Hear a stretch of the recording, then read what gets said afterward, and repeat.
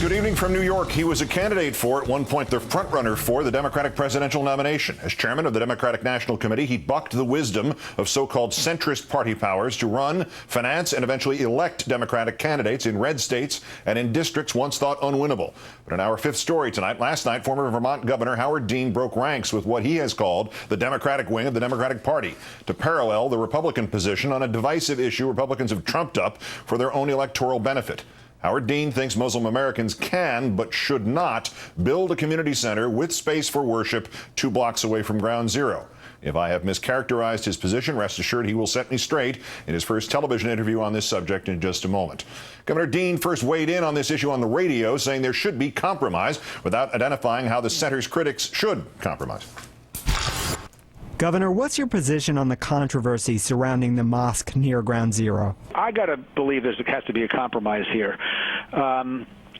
This isn't about the rights of Muslims to have a worship center, or Jews or Christians or anybody else to have a place to worship, where any place or Ground Zero. This is something that we ought to be able to work out with people of good faith, and we have to understand that it is a real affront to people who lost their lives, including Muslims. That site doesn't belong to any particular religion. It belongs to all Americans and all faiths. So I think a good, reasonable compromise could be worked out without violating the principle that people ought to be able to worship as they see fit. You're calling for a compromise, so are you calling for the mosque to be moved? Well, I think another site would be a better idea. Again, but I would look to do that with the cooperation of the people who are trying to build the mosque. I believe that the people who are trying to build the mosque are trying to do something that's good, but there's no point in starting off trying to do something that's good if it's going to meet with an enormous resistance from a lot of folks. Like President Obama last week, Governor Dean supports the constitutional right to have a place of worship wherever local zoning laws permit. Governor Dean's opposition to the mosque's location, however, has drawn fire from progressive stalwarts, including Glenn Greenwald of Salon and Jed Lewison of Daily Kos. Greenwald calling it, quote, repellent. The governor also said that Islam in Iran and Afghanistan is back in the 12th century. This is a very delicate, difficult religious and cultural issue. I think it's great to have mosques in American cities. There's a growing number of American Muslims. I think most of those Muslims are moderate. I hope that they'll have an influence on Islam throughout the world, because Islam is really back in the 12th century in some of these countries like Iran and Afghanistan, where they're stoning people to death. And that can be fixed. And the way it's fixed is not by pushing Muslims away. It's by embracing them and have them become just like every other Americans who happen to be Muslims. Governor Dean last night said, told the Huffington Post, that to say he agrees with Sarah Palin or Newt Gingrich on this issue is, quote, silly because, quoting again, I don't believe in race baiting. But tonight, Arshad Hassan, the executive director of Democracy for America, an organization founded by Governor Dean, released a statement saying, quote, well-intentioned leaders of the Democratic Party are getting caught up in the fray as well, some of them seeking to find common ground with an implacable opposition. It's not helping, end quote. With us now, as promised, Dr. Howard Dean, contributor at CNBC, consultant to both Democracy for America and McKenna, Long and Aldrich. Thanks for your time tonight, Governor. Thanks, Keith. I think you're gravely mistaken. Lively times. Yeah, well, I think you're gravely mistaken about this, and evidently so does Mr. Hassan of your own organization. Would you like to try to convince us otherwise? Well, look, I find myself in the unusual place of actually being in the middle. Obviously, I don't side with the race baiters in the Republican side, and I don't. But 65 to 70% of the people have a real problem with this. Now, I don't think they're all race baiters, and I think what I'm calling for here, as you played in the tapes, and I appreciate your playing all of them, is some dialogue. This is intended by the community that wants to build this as a bridge, as a way of re-engaging the Muslim American community with other Americans. And if it's intended to be that way, then there has to be some discussion about the feelings on both sides. Some of the people you mentioned I actually think they're kind of buying into the right polarization on this. This is a very polarized topic, and I think the right place for this is to really listen to what people are saying. If people have strong feelings about this, I'm not talking about bigoted, prejudiced feelings. I'm talking about strong emotional objections to this, then I think we ought to hear what they are, and we ought to listen to them carefully. But what compromise would you want these proponents to accept? I mean, the community that you just described already has changed the name of the building because Newt Gingrich and some other people found an obscure complaint about the history of Cordoba and Spain and Muslim influence in that country. More importantly, what gives you the impression, given the politics of the last few years, that opponents of this have any interest in a compromise? Isn't the whole point of this to make it one way or the other? Yeah, I don't think the Sarah Palins and the Newt Gingriches have any interest. They're clearly exploiting this for whatever political gain they think they can get out of it. But I do think there are some people of goodwill, perhaps, including some of the families of the victims, that we might actually sit down around a table with. This is a tough issue. I honestly don't. I think some of my own folks on my end of the spectrum of the party are demonizing some fairly decent people who are opposed to this. And again, in no way am I defending, the right wing of the Republican Party. But if there's 65% of the people in this country are not right-wing bigots, some of them really have deep emotional feelings about this, and I think we at least ought to respectfully hear them and sit down with Muslim Americans and with some of the people that object to this and have a thoughtful, reasonable dialogue and see what comes out of it. And in order for it to be a fair, thoughtful, reasonable dialogue, you have to be willing to move. But what makes you think this would stop here, this particular issue is somehow in a vacuum and isolated, because or even that it stops with the subject of Muslim Americans? Because there's a Time magazine poll out that says that 34% of people in this country oppose an Islamic center or mosque of some sort within 2 blocks of their own home, but also 24% would oppose a Mormon center of some sort from their own home. What if this were a gay rights center near a school today, or an equal civil rights access facility in Selma in 1963?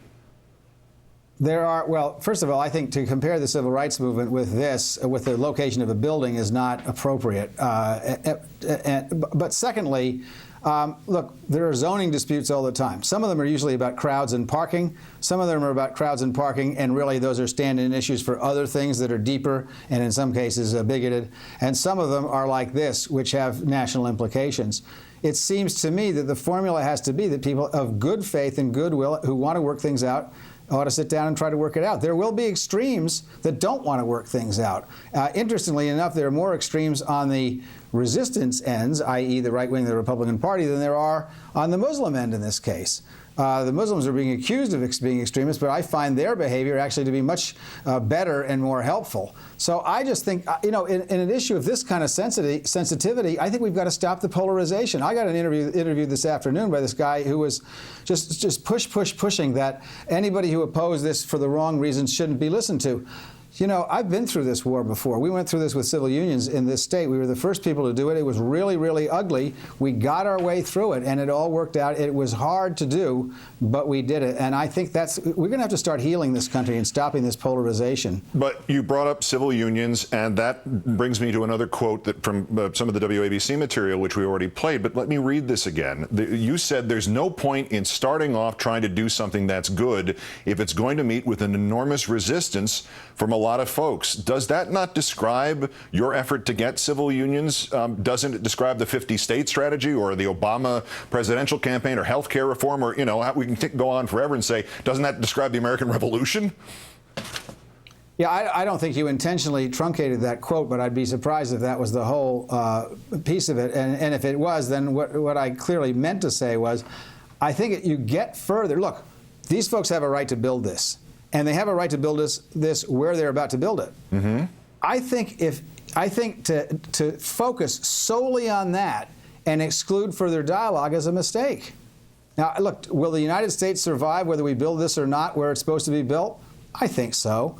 But this might be the time where we ought to start setting this stuff aside and actually listening to each other instead of talking past each other. And there are always, look at the Middle East peace process, there are always people at the far ends of the spectrum who want to undo the discussions and undo the progress, but if for their own personal gain. I just think this may be a teachable moment. I really do. If you're starting out, if you're negotiating, and the other side is already at the far end and the far extreme, saying we don't want an Islamic center with a basketball court, a culinary school, and 11 or 12 stories of non-religious events to take place in it, and a 2-story prayer center on top. They're saying no, absolutely not, and you're suggesting a compromise. And my question to you is, practically speaking, what does this mean? I mean, have you been there? You can't see ground zero from this site. You can't see this site from ground zero. When the building is finally built, it'll be a dot in the ground.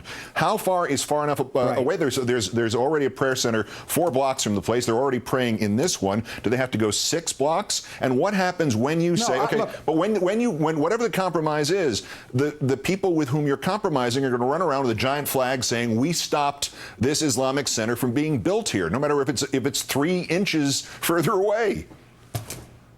And Keith, look, I think those are all very good points. I do think, and I do take one issue with worrying about whether the Republican far right is going to call this a win or not. So what? We can't let them dictate the agenda anymore. They've screwed up the country enough as it is with their hate agenda. Why don't we just stand up to them? There's 2 ways of standing up to them. One is to do what most of my friends on the left on our shot are doing, is to say, we've had enough, we're going to put this thing here, we have the right to do it, too bad for you. I have some experience in doing this. I think it might be worth sitting not down with the Sarah Palins and the Newt Gingriches of the world, but maybe with some of the families and so forth that are raising issues about this and having a genuine discussion. This is going to get built. They have a right to build it, and they should have a right to build it. And I don't know any serious person that doesn't think they have a constitutional right to build this. All I'm saying is, maybe we should try discussion this time instead of shouting at each other across the cable shows and the internet. But who do you have the discussion with, is my question. I don't know who that is. You don't have the discussion with You don't have the discussion with the demagogues and with the people from elsewhere who are simply trying to use this issue for their own purposes. You have the discussion with people in the city who have a genuine interest in this. The 9/11 families have been invoked several times. I heard it from Mayor Giuliani on the Today Show, as if they had voted already, as if there were a uniform poll that suggested they were opposed to this. And I want to read one quote pertinent to this. All the victims, obviously, of 9/11 matter equally, but probably the best known of them was Barbara Olson, the conservative commentator who was on my old show here and was a decent person to talk to from the other side, as you describe. And her husband, her widower, Ted Olson, said, I think probably the president was right about this. We don't want to turn an act of hate against us by extremists into an act of intolerance for people of religious faith, and I don't think it should be a political issue. It would be great if there was some sort of negotiation process with Ted Olson on this, but I don't see the Ted Olsons on this side, and I don't see the uniformity on the part of 9/11 families. Many of them are in favor of this, and I know you've invoked them as being opposed to this. No, I didn't mean to do that. There are definitely a significant number of 9/11 families in favor of this as well. The reason I brought them into it is they have an interest in this. And if there can be a discussion among that group, maybe it'll be heated. Maybe there'll be a lot of shouting. But maybe there'll be some reasonable, thoughtful coming together. Maybe the 2 sides could actually understand each other. Look, these are 2 populations with significant real grievances. This is not so very different than Northern Ireland or the Middle East. You've got Muslim Americans who have tolerated, been put through a lot of discrimination over the last 5 years, and harassment and anti-Muslim talk, anti-American talk, because these people are Americans. And on the other hand, you've got people who suffered one of the great tragedies in American history. So there is no simple answer to this. It's very simple, frankly, to say, yeah, let's just give it to the right wing. They're wrong on this. They're the usual bigoted stuff. Let's leave the right wing out of it. They're hateful people. They're doing stupid things, and what they're doing is bad for America.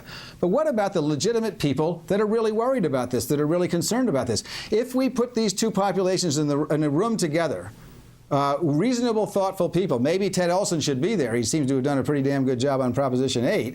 And let them explore their grievances with each other. Maybe they need to understand why each other looks at the way they do. I think that would be pretty novel given the last 15 years of American history and the polarization that's taken place. And I think that's the right thing to do. And if the sacrifice is you may be willing to move the mosque to a different place. You know, David Paterson, the governor of New York, says he's already got a parcel that maybe we could use. I don't think we ought to do that right now. I think what we ought to do is get people talking to each other that are willing to do it, that are on opposite sides of this. There are plenty of grievances on both sides, and to negate either side of grievances because it's irrational on the one hand or because the Islamists may do something on the other hand, let us talk about those things in a way where we can try to understand each other. That's the only way we're ever going to get out of this. It's not going to be through court. But throughout the history of this country under pressure, when it came to religion in particular, the Senate wouldn't seat Reed Smoot in 1907 or whenever it was for 3 years because he was a Mormon. And in 2008, Al Smith was defeated as a papist, and they used it again against John Kennedy in 1960. It's only 50 years ago. It's within our lifetimes. Where is the compromise going to come from when we find out on a day like this that 18% or more of this country has been convinced by these virulent Republican right-wing fearmongers that the President of the United States is a secret agent of another faith? How do you get compromise with people who are absolutely irrational? But they're going to be part of this. They've made themselves part of it. No, those people are clearly, I think everybody is standing together saying what those people are. They are people who mean America harm. They are people who are saying these things to inflame people, and there have been people throughout history, both the history of this country and others, who have done this in order, it was what I used to call when I was the DNC chair, the Slobodan Milosevic approach to politics. Whatever's good for you and the hell with the country. Those people are excluded from the discussion. They've excluded themselves from the discussion. I'm not talking about those kinds of people. But when you see polls that show that 70% of the people have a problem with this, there are probably a fair number of reasonable, thoughtful people who you can engage in a conversation and educate about what it is to be a Muslim in America, how Muslims in America really are, what they're really about. That is, in fact, the intention of this particular imam and his group that are trying to build this. And why do I suspect that? Because the person I spent more time attacking over the last 4 years than anybody else had him vetted, and George W. Bush sent this imam around the world trying to sell America to other Muslim countries. There are, other than the evilness of the exploitative of the right wing and the bigotry and the racist language and all that kind of stuff, which I think most people in this country would dismiss, there are a lot of well-meaning people who are divided in the camps here, and I think we have to have an honest discussion of the answer. You can't have an honest discussion if the conclusion is, yeah, we're going to have the discussion, but we ain't changing. If a little movement of this thing has to be on the table in order to get people to engage, then I think that's worth it. But, you know, it's not up to me. It's up to the people who own the site, because they have the constitutional right to build this. But I would sure be tempted, if I were them, to use this as a teachable moment and take some risk, because it's going to take some risk on both sides in order to engage. Yeah, but look at it from their perspective, and I'm going to have to wrap this up and give myself the final word on it. But this Imam Rauf, who has been moderate on this, and discussed this, and by the way, bought the people behind this bought a dilapidated building that no quote-unquote American wanted to buy for 8 years as it sat there deteriorating on Park Place in Manhattan, a place I know very well. He's now painted in this equation by many of the people who supposedly are responsible voices against this as a terrorist sympathizer. What is the lesson? The lesson for him is no one could say that and be no sensible person is saying that. People who talk like that are not part of this equation. But that's part of that's what he's harm. But that's what he's gotten for his compromise already. And I'm wondering, what is his motivation to compromise further if that's going to be the price of this? Well, first of all, I wouldn't have made that. I wouldn't have changed the name because Newt Gingrich was pushing this stuff, because Newt Gingrich has not been responsible about this. All right. We'll leave it there. Former DNC Chairman, Keith. Governor Howard Dean. Thanks for the opportunity. And thanks for doing it. I appreciate it.